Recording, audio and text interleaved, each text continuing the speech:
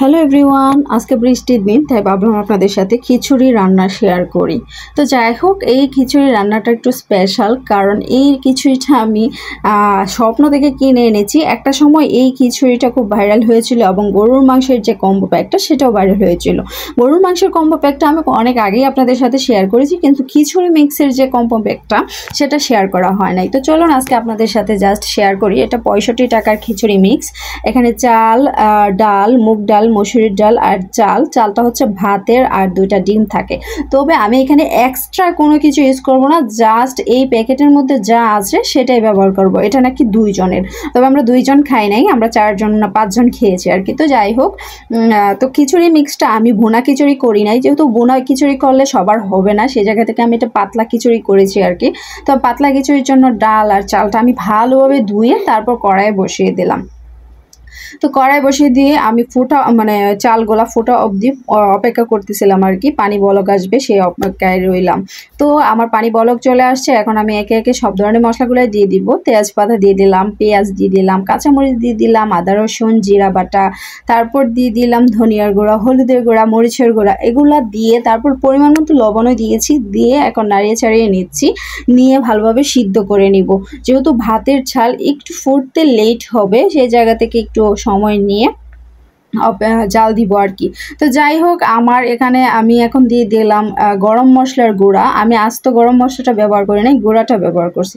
আর গুঁড়াটা মিক্স করার জন্য আমি একটা ডাল ঘুটনি দিয়ে গুটে নিচ্ছি, চালটাও নরম হয়ে আসবে এবং খিচুড়িটাও খেতে কিন্তু স্বাদ হবে, অনেকটাই আঠালো আঠালো ভাব হবে।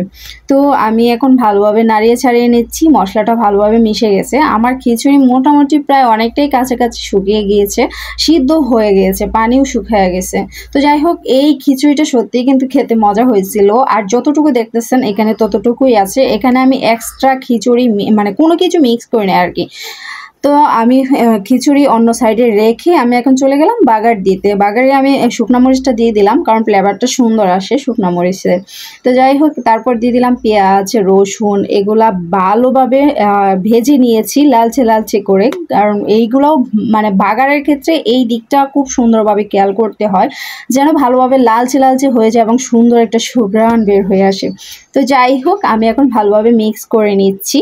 আমার খিচুড়ি তো মোটামুটি দেখতেই পারতেছেন অনেকটাই কাছে হয়ে গেছে, প্রায় কমপ্লিটের দিকে। এখন আমি ডাকনা দিয়ে ডেকে দিব, কারণ ডাকনা দিয়ে ডেকে না দিলে খিচুড়ির যে ফ্লেভার সেটা বের হয়ে যাবে, এবং ডাকনা দিয়ে সুন্দরভাবে ঢেকে দিলে খিচুড়ির ফ্লেভারটা খুব ভালোভাবে চালগুলার ভাতগুলার ভিতরে ঢুকে যাবে। তো যাই হোক, অন্য দিক দিয়ে আমি 2টা ডিম 2টা বাটির মধ্যেই নিয়েছি, কারণ 2টা ডিমই ভাজবো আপনাদের সাথে শেয়ার করার জন্য, 2টা ডিমই ভেজে নিচ্ছি। তো জাস্ট আমি এখানে এক্সট্রা আজকে কোনো কিছুই ব্যবহার করি নাই, জাস্ট আপনাদের সাথে শেয়ার করার জন্য। এই যে দেখতে পারতেছেন, আমি 2টা ডিম আমার প্রায় কাছাকাছি হয়ে গেছে, প্রথমটা ভেজে ফেলছে, এখন দ্বিতীয়টা ভাজতেছি। এখন পরিবেশনের পালা, খাওয়ার পালা আর কি আপনাদের সাথে। তো অনেক বকবক করা হইলো। তো যাই হোক, কার কার কেমন লাগছে ভিডিওটা অবশ্যই জানাবেন, এবং কেমন দেখতে হয়েছে আর আপনাদের কাছে লোভনীয় মনে হচ্ছে কিনা অবশ্যই জানাবেন। যাই হোক, 2টা ডিম ভাজা ডান, আমার খিচুড়িও হয়ে গেছে ডান। এদিক দিয়ে এই যে দেখতেই পারতেছেন কত সুন্দর একটা কালার আসছে।